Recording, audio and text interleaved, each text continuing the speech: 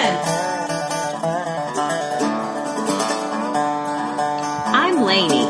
And I'm Laura, And we are Steel Magnolias. two sisters who love family, traditions, and all things Southern. We've got plenty of room at our table, so pull up a chair.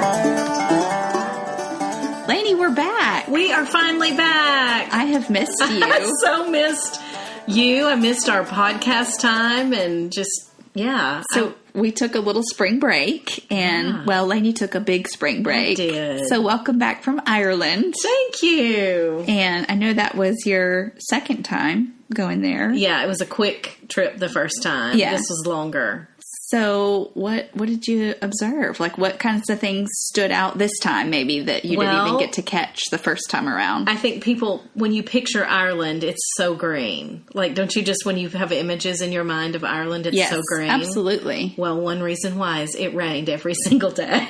Oh, well, I'm glad you took your raincoat. Not all day, every day, but it rained every day. And that's very normal for them. In fact, it was kind of funny. Every gift shop I went in, there's cute raincoats and cute umbrellas. And I thought, yeah, I guess they sell a lot of those. That would be definitely a country you would invest in some good rain boots as well. That's right. So, I mean, that was one observation. It's just, it rains a lot and it's so green. Yeah. And to me, the countryside is so important to see in Ireland. And we saw a lot of countryside. So many sheep. Oh my goodness. Precious. So many sheep. I got to go to a sheep farm, and I even saw a 2-day-old lamb. Oh my goodness. Adorable. Which I haven't shown you the pictures. Yeah, I need to see photos and videos. And, well, I've seen some videos from the dancing and entertainment. But, it's a wonderful place to visit. The people are wonderful. I'd say that's my favorite thing about the trip was just wonderful people. I'm not a huge fan of Irish food and English food. That's not my favorite. Yeah. Mom really liked it. I bet.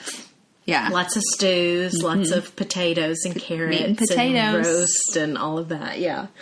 But so many, I think it's just really special to see the Irish and Scottish influence on the South. There's so many immigrants that came here, especially in that Appalachia area. Yes. Virginia, North Carolina, Kentucky, East Tennessee, all of that. There's so much influence. That settled there. And you see it and hear it. You hear it in the words, some of the words that they use. I was dying laughing that a couple of different times I heard people say Ewans. Ewans? Have you ever heard people say that? Like, now are Ewans going to the... Like redneck people. So that's what a lot of this language that I heard, we think of it as hillbilly or redneck. Yeah. But it's because of that influence that's from those funny. Areas, and that's how they talk, and it's the educated ones. It's not just the...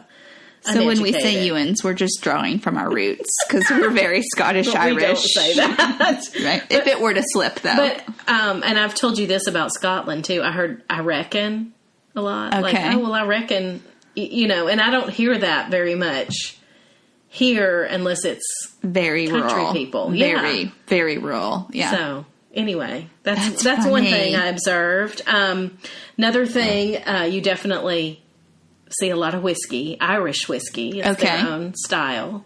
I tried several. I can't say I loved the Irish whiskey. Maybe I didn't try the right one. Is there a flavor that it takes on that you can even describe or put words to that's different? I just didn't think it was as smooth as some of the bourbons that I've had that I like. Yeah. And I even tried one that was a Bushmills. I think it was a 15-year aged. That's supposed to be a better one, and it was better. But still, I didn't think it was as smooth as some of the nice bourbons that we have here. But anyway, lots of whiskey making. So you posted a picture of an Irish coffee or an Irish that had whiskey in it. That has whiskey, Irish whiskey in it, but it's a coffee. So it's served hot or cold? Served hot. Okay. And that's just a wonderful rainy day treat. Yes. One of the breakfasts that we had, it was a buffet in a hotel, but their porridge, they even had whiskey to put on your porridge. Yes. Isn't that hilarious? Oh, my. Just want to warm you up, I guess. Yeah, get you ready for the rainy day that's ahead. Exactly. Wow. So, yeah, whiskey making, horse racing all over Ireland. All right. They also breed a lot of horses there. In fact, I think I had told you when I was looking at doing a tour of a horse farm in Lexington, I was looking at Ashford Stud. Yes. That's where American Pharoah is. And yes. They are owned by Coolmore Stud out of Ireland. So lots of parallels with horse racing and whiskey. So do they have a big to-do sort of event like we have the Kentucky Derby? They have derbies, but I don't know that it's quite the pomp and circumstance. I don't know that it's quite the pomp and circumstance that some of the stuff here is. Yeah. But anyway, it was interesting to see they had places where you could walk in and bet. Like gambling was legal to go in and bet. And in a couple of the pubs that we were in, horse racing was on and people were real into it. Wow. Watching that. So that was kind of a parallel that I saw. Very much. Some degree to some of the South. And another thing, I was talking with a local girl in Galway and she was saying storytelling was really big in Ireland. And I said, oh, that's interesting because storytelling is big in some of the Appalachian areas. Yeah. In fact, I was going to talk I think it's October. There's a big storytelling festival. In Jonesboro? In Jonesboro. Yeah, that's supposedly like one of the biggest or most notable festivals here in Tennessee. So that is another parallel. Yeah. And I saw many parallels. But one that you just can't help but appreciate and see the parallel is the music and the dancing. Yes. So much influence on our bluegrass music from those Celtic roots. Yes. Some of the same instruments, some of the same sounds. Yeah. And then with the dancing, we're going to talk dancing We're today. doing dancing, yes. Which is going to be really fun. That was our reason for choosing today's topic. Yeah. Because of your trip. Yeah. So we'll talk dancing more, but you definitely see influence from some of their... Well, yeah. Many of the immigrants that came here were not able to bring much more than the clothing on their back, but they brought their fiddles. Their fiddles and their songs in their head. In their head. Their memories. Anything they could memorize and bring with them. And their rhythm in their feet. Yes. Yeah.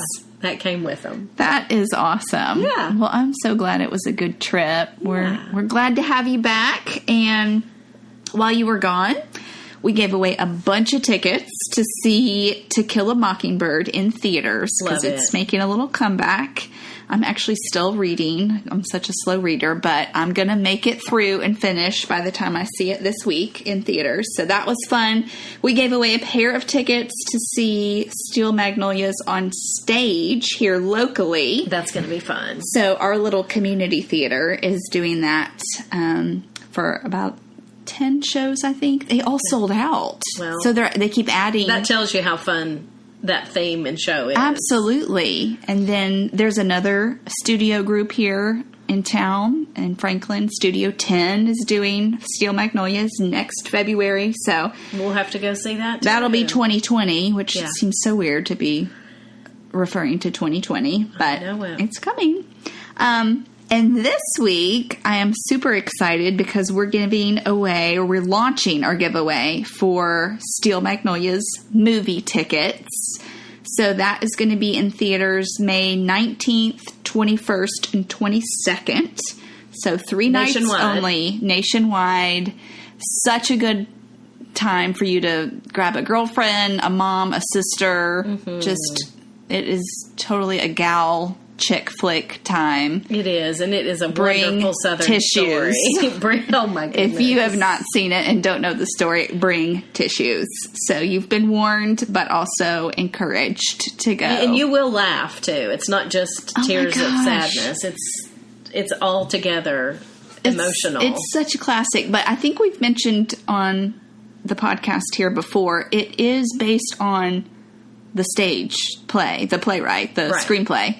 So that's why we're going to go see it. And it's based on, loosely on a true story. Yeah. So down the road in several weeks, we're actually going to do a full-blown episode on the play and the movie and kind of doing some comparing and contrasting and talk all things Steel Magnolias, because that's so apropos for our show here. But follow us on Facebook and Instagram. Yeah. That's where we're going to conduct the giveaway. I'll go ahead and tell you right now so that you can be thinking. What we're going to ask you to do is to post a picture of the steel magnolia in your life, or magnolias. It doesn't have to be just one. And this can be a person that is living or has already passed. And we want you in the caption to share with us why this person is a steel magnolia in your eyes. Your life. And again, steel magnolia being that kind of balance and mix of femininity and the fortitude together. Yeah, so even if you haven't seen the film or seen the stage play, I think you can grasp that concept. Yeah.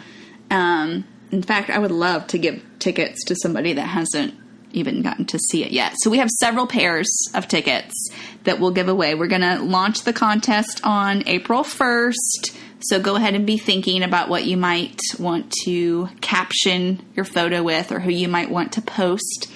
And we'll be doing that in just a matter of days. So exciting. All right. So we hinted that we're going to be talking about dancing. So we're just going to dive right in. I had so much fun preparing for this. Well, we like dancing. We like dancing. Our mom loves dancing. And that's, I'm sure, where we get that from. But as I was preparing, I listened to lots of music that went along with the different styles of music. That's great. I'll talk a little bit about that when I get into some of the themes. But first we wanted to talk about just solo dancing. So no partner required. Okay. This is definitely the least pressure, right? Especially if you're at some sort of an event and you're not with a date of any sort. You can still participate in some of this. So you can't get around talking about Southern dancing without jumping into clogging. Oh, gosh, right? Yeah. Well, and that was one of the ones that, when I'm watching this Irish step dancing in Ireland, and, they're in their traditional costume and doing their, think river dance, if you're wondering what Irish step dancing is. If you've ever seen river dance or videos of that, that's what it looks like. But let's just take it, take the steps that they're doing. It's very similar to clogging. Yeah. And Appalachian flatfoot. Exactly. It's very similar. Or buck dancing. All three of those are different styles that are a little different. Yeah. But all very similar and come from those roots of... I love the name buck dancing. I came across that and some stuff that I was looking up too. I'll talk about that in just a second. But yeah, imagine the most incredible drummer that you've ever seen, either live or even a video.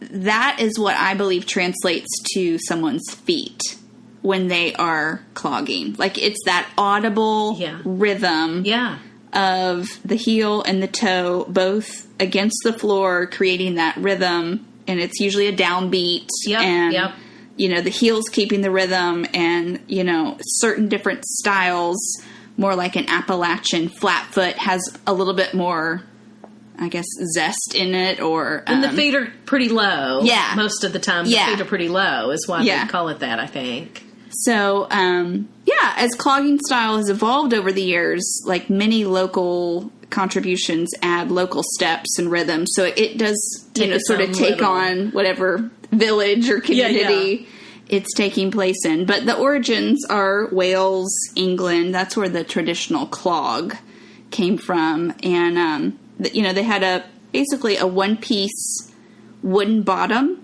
and on the bottom of their shoe, and then a leather upper piece. And by the 16th century, a more conventional leather shoe started to evolve with separate wooden pieces on the heel and the toe. Mm-hmm. And so... kind of like a tap shoe. Yeah, exactly. Yeah. That was their entertainment. I mean, this could be happening in homes. Like, you don't have to imagine big dance halls. Sure, right? They didn't have stuff like that early on. Yeah. So this was just somebody's playing the music and you're feeling the beat. Exactly. You know how we feel that beat and you can hardly keep your legs from moving. Yeah. And I'm sure they just jumped up and started. But it's just funny to me to think about, like, let's say you had some friends over for a meal. Maybe you are going to watch some TV after. Maybe there was no TV. I know, but I mean, like, today. Oh, okay. Maybe you're going to watch some TV after. Maybe you're going to play cards after. They would be, like, clogging. Like, can you imagine? But people start getting their instruments out. How different gatherings would be in your home. How much more fun than the TV. But anyway, that's a whole nother. Yeah.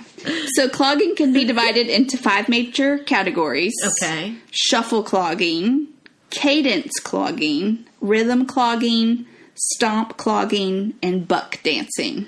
Okay. So, well, I hadn't seen those categories, and I'm sure there's mixture, too. Oh, for sure. You know? Yeah. But buck dancing stood out the most to me, so that's why I dug a little further in, because I just thought that's hilarious. Like, I can't imagine. I don't know. That was just a funny term. The term describes the Irish immigrant sailors. Okay. Whose jig dance was known as the buck. Okay. Or some people say, that was really more of referring to an actual buck, like, the idea of the attraction in the style was being like a dance of flirtation. Really? Yeah. Okay. So the male dancer would show off his skills. That is hilarious. His skills on the dance floor to attract the female. Almost like how a turkey struts. Yes. That's awesome. So I heard it, actually, yeah, that was mentioned too. But traditional Appalachian clogging is characterized by loose, often like bent knee, dragging, sliding motion of the foot across the floor. I think about that twirl of the knee. I do too. I'm actually kind of like doing it right now, exactly. But it's not coming across in my words. And yeah, I mean, it's performed to, very... I don't know what you would call it besides just kind of old time music. I mean, fiddles and bluegrass style. Old bluegrass style. Clogging is the official dance of both Kentucky and North Carolina. Well, all right. Which, when I saw that of course led me to question: do all states have an official dance? And if so, I guess ours would be the Tennessee Waltz. What are they? Don't know, 32 states have an official dance. And most of them claim square dancing. Interesting. As their official dance. I don't remember. I think it was square dancing. Oh, okay. I just thought maybe Tennessee Waltz would be. So, all right. I thought that was interesting. Very interesting. Well, if you want to see some true, like, Appalachian flatfoot dancing, I did find a place I was going to mention. Seriously? Okay. Yes. So in Hilton's, Virginia, at the foot of Clinch Mountain. Ooh, okay. This is where the Carter family is from. And there's a place called the Carter Family Fold. And you can go to their website, carterfamilyfold.org. Okay, I'll put that in our show notes. Every Saturday night at 7:30, they have music and dancing. That is awesome. And there's even a Clinch Mountain Music Festival coming up on April the 27th. Oh, cool. So if anybody really wanted to see some of that and you were in that area, that would be a fun thing to check out. Very cool. Every Saturday night? Every Saturday night. I wonder how big of a place it is. Not very. You can see pictures on this website. Okay. It's not very big. They've got, if not... it's many months out already who's playing each Saturday night. Even the names of some of the bands were hilarious. Oh, I bet. So it's I just thought serious I would mention business. That. There's lots of competitions. Absolutely. And they take it very serious. And even we've mentioned before 4th of July in Smithville. Tennessee, the Fiddler's Jamboree. Very big festival, and there's different competitions of different dance styles, all ages, and it's all ages. So I love watching the little kids that can clog. I know, with overalls on, or the something. Little girls with their twirly dresses too. Yes, where every frill is just going bouncing. Up and down. Yeah, love it. Yep, that is fun. Well, yeah, I don't know that I would be in the shape to take on clogging, but it's certainly fun to watch. Some of these I'm it's kind of curious. Feet. I mean, those feet are fast moving. Yeah. So I certainly can really appreciate good tap dancer in my day. Yeah. So I think I could pick it back up, but it would not be easy right now. Yeah. Well, what I can do is line dance. Yes. And I do enjoy line dancing at every wedding reception where an electric slide or a boot scoot and boogie starts up. So that was the other one that we wanted to mention. Especially if you're going honky tonkin'. You need to be ready to participate in some line and don't dancing. You feel like in most of those places, people have grace for you. That's it's what's not so high great. Pressure. That's what's really so great. Isn't. Yeah. Usually a good, like, bar or saloon that does have like a line dancing night usually has, if you come a little early, some lessons. Right. To get the basics. Wild Horse Saloon here in Nashville, they have regular lessons going before, the evening hours kick in and it gets busier. So, I suggest if you're going to do line dancing, like go all out, like wear cowboy boots. Yeah. You don't have to, but it makes you feel like you're doing it better. Get into the spirit. Yeah. But line dancing is definitely one of the most approachable dance styles that we're talking about today, I think. Yeah. You can do it with friends. You don't need a partner. They're usually offering lessons. And there's just something fun about like laughing through it together with your friends. And you're usually watching the person in front of you. Hopefully they're doing it right. Yeah. It's not super high pressure. Oh, there's always like the show offs. Of course. Always that have been doing Doesn't it. Doesn't matter if it's at the YMCA class. Yes. Or they're adding their own little like kind of hip, tilts and twirls and adding an double extra time in. adding an extra spin in where there's actually just a step. But I mean, I don't really have a ton to say about line dancing. I think most people know what it is because it's pretty current. Yeah. But definitely in just a few minutes, I think most people can get the hang of a couple of the moves because you literally are standing in lines. Yeah. And if you really get into it, you can work up a sweat too. Yeah. I mean, if you're really, doing it big and doing it right. Yeah. So, I think that's fun. It really doesn't. I think most people would be surprised at how good of a dancer they are if they would at least just try it. I know. So, that's keeping time. That's my encouragement for that. Okay. Moving into partner dances. All right. This one I think is fun because I literally remember as a young child starting to learn this at an elementary age. Square dancing. We did it in PE class. Yes, we did too. I don't know if that's normal in the South, but I think it is. We definitely did it in PE. I think it is. I mean, at least it was during our era. Of course, I loved it. I thought it was so fun. Absolutely. So square dancing originally from Europe, as we've mentioned before, we got a lot of influence from there, but it's so ingrained in the culture of the South that, like I mentioned, elementary schools have even been known to put it in PE class. You can, walk in and immediately hear the calling of the dance. So if you want to be an observer for a minute, promenade your partner, but it's very contagious. But I think it's best as a newbie to really watch it at first to really start to see. But it's a pattern. I mean, you really see the pattern. But, the thing that makes it so interesting is if you're at a live square dance, there is the guy or gal calling the next move. And, so I don't know. I just love square dancing. I'm going to give a shout out. Do you know how Ruth and Rufus Howe met? Square dancing class. I forgot about that. In college, yeah. Hilarious. Not elementary school, college. That's so true. But it is a way you're interacting with the opposite sex, so. Very true. I'm surprised there's not more stories of that. Maybe there are.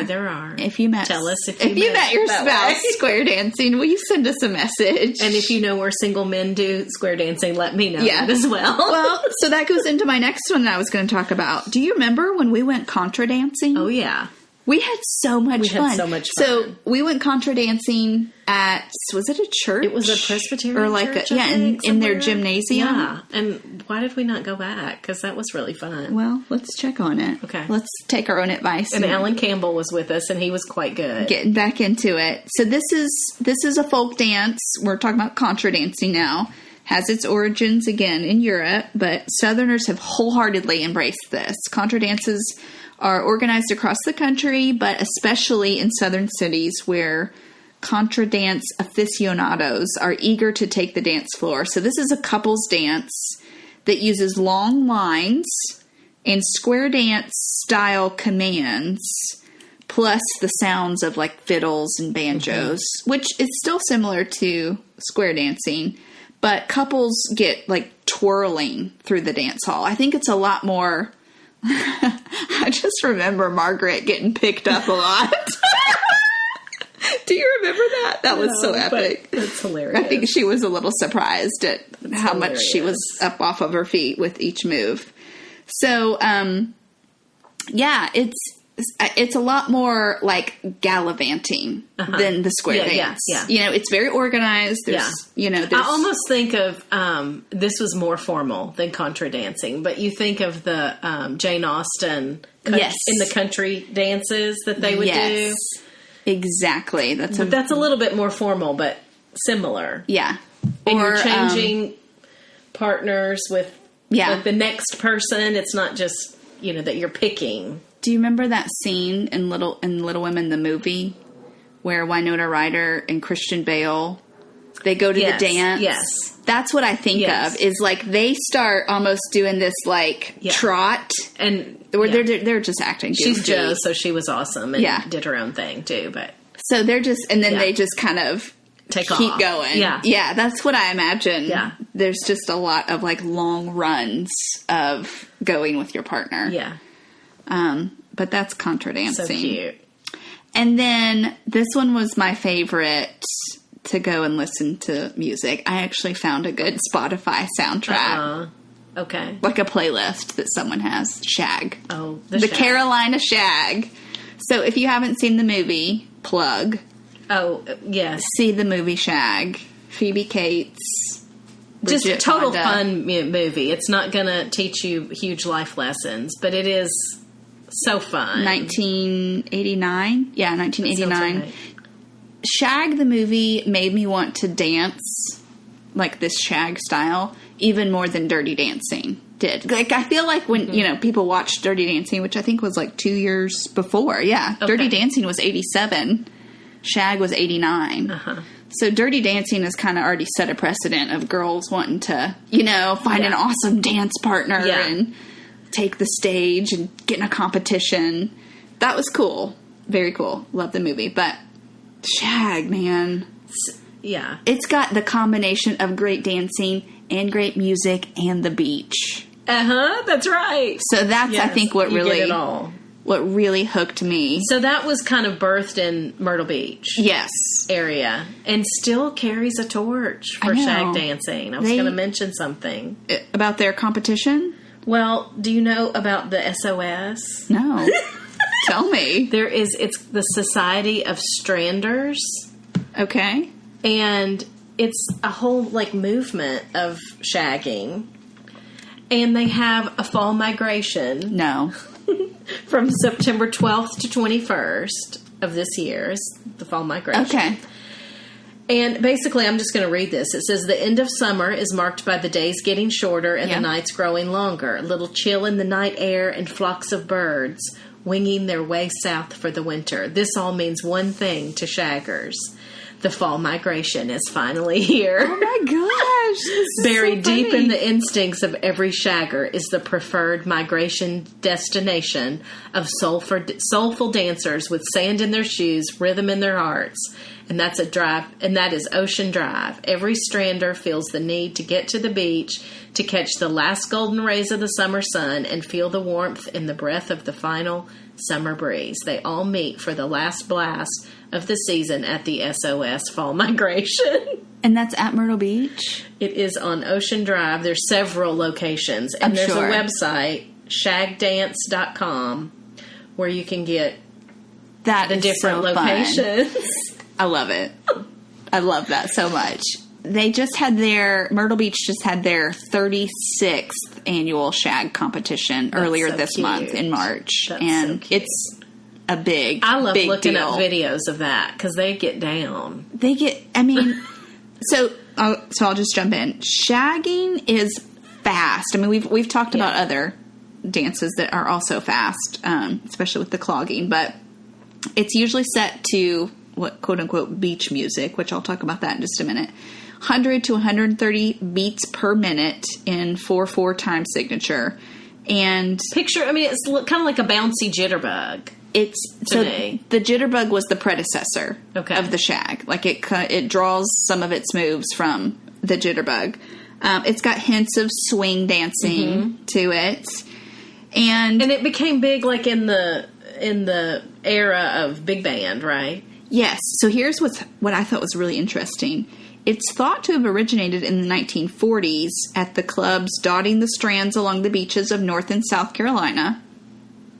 Since mainstream radio stations in the South during this time didn't play black music, white teenagers flocked to these beachside clubs where they could hear and dance to a wide range of music being played on the jukeboxes. I can totally see that going on. Which really, you even see that in the movie Shag. Like, they're like, we've graduated, we're going to the beach, we're going to have fun, and we're getting away from all of the stuff in our stiff society, in our household that we were banned from. Yeah. So it does make sense that might be how it came about.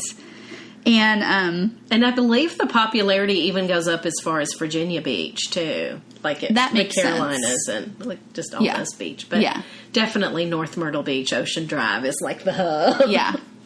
I want to be a Shag dancer. Oh. It looks so hard, though. I was watching even the basic steps, and I had to keep going back on YouTube. Like, go back. I have to tell you, I have a client that grew up in the Carolinas, and he taught his little girls to shag just because he knew how to shag well, and they both ended up going to college in the Carolinas. And so they go to college, and they're already good shaggers. That's like, cool. How fun is that?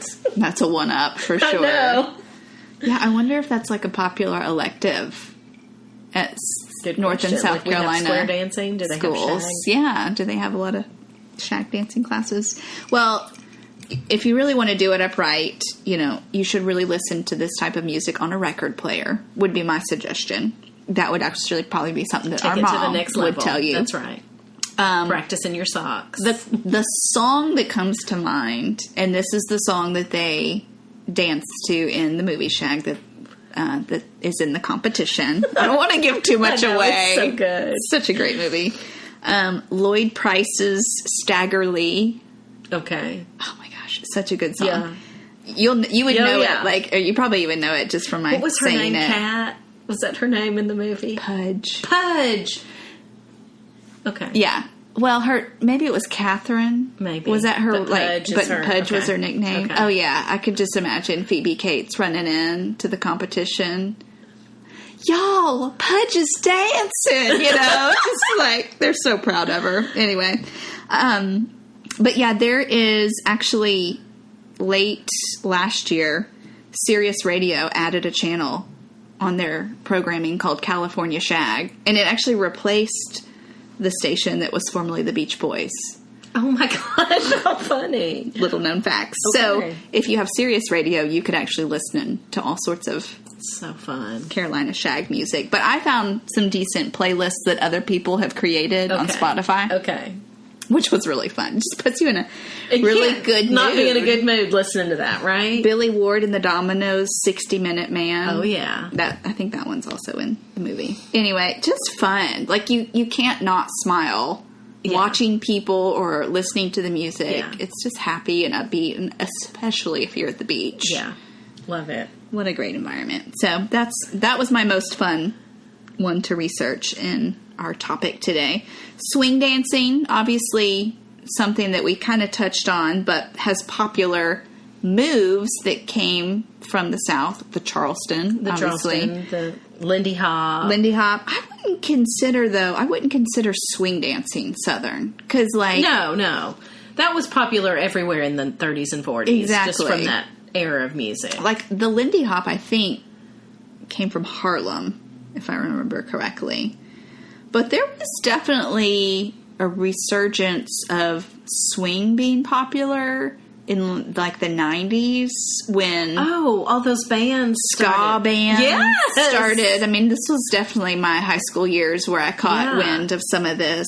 And that movie Swing Kids came out in 93. And you started seeing swing nights again, like in different parks. It was and like cool or hip to dress kind of 30s-ish, so you know, funny. With the girls. Ska. I hadn't thought of ska in a while. Music. What does that even stand for? I don't know.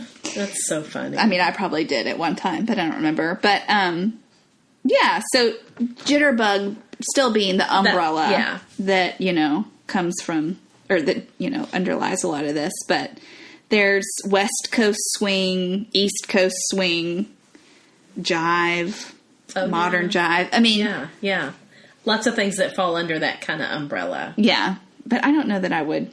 I feel like you have to mention it, but that's not necessarily like a Southern thing, like the Shag is. I know another big Southern, though. What? You have more on your list?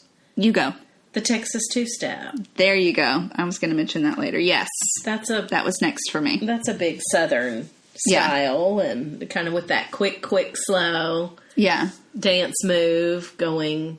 I mean, that's with a partner, like you said, and you got to let the guy lead, particularly on this one. Yeah. Oh, that's for sure. Yeah. They've got to lead. It goes counterclockwise, I think. Okay.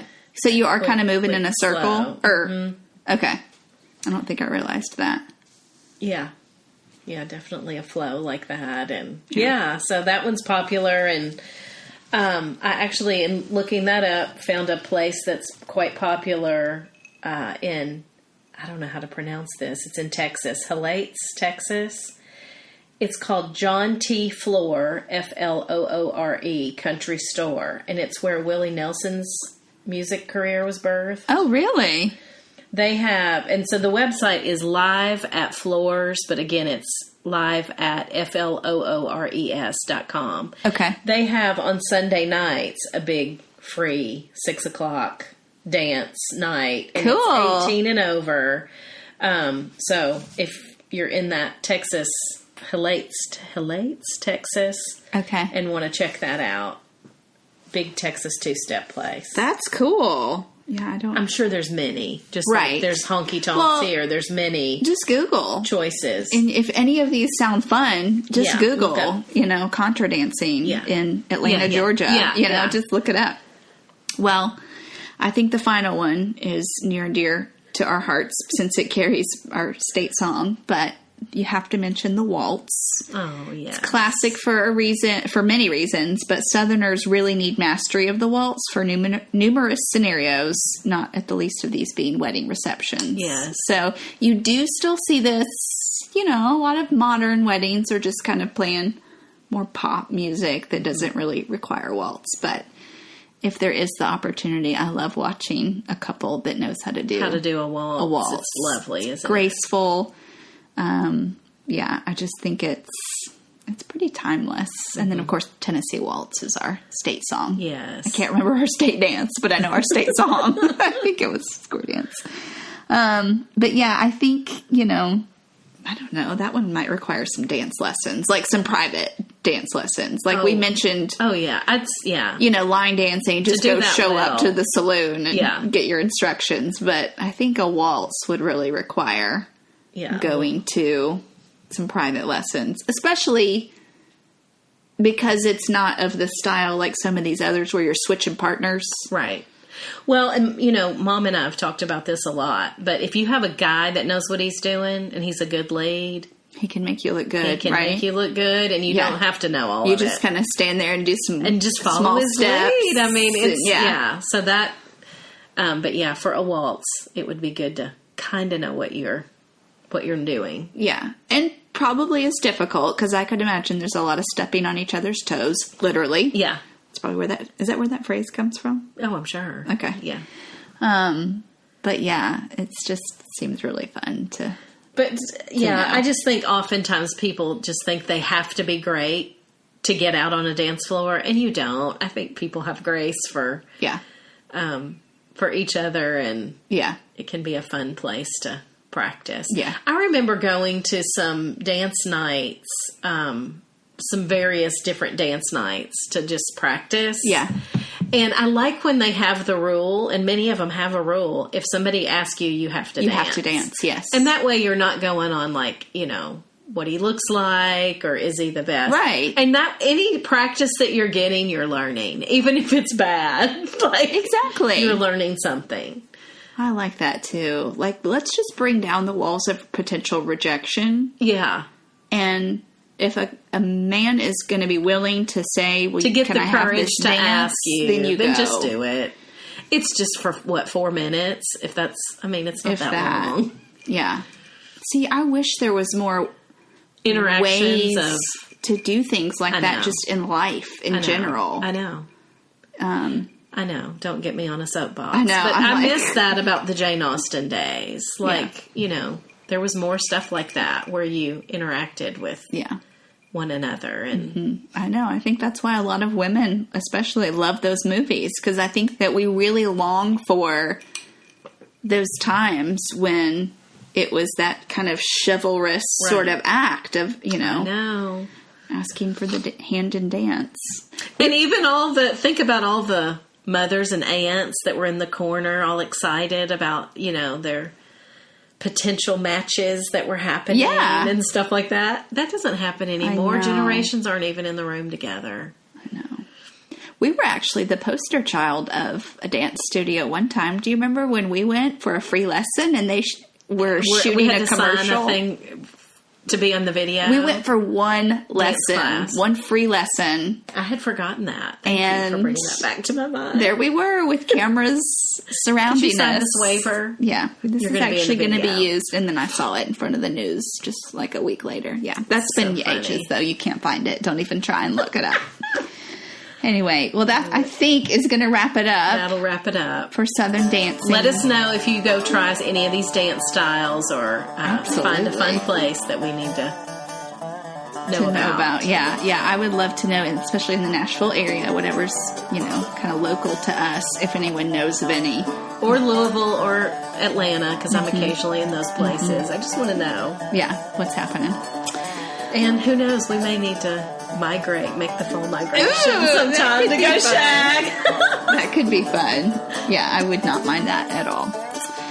All right, guys. Well, that is going to do it for this episode of the Steel Magnolias podcast. Thank you so much for all our faithful listeners. Yes. Those of you that have been binge listening, those of you that caught up on spring break, and those of you that are new, we welcome you. That's glad you found us. And if you like our episode today, hope you will share it with a friend. And give us that 5-star rating. We'd appreciate those reviews. Thank you. All right. Have a great week, guys, and we will see you here next time.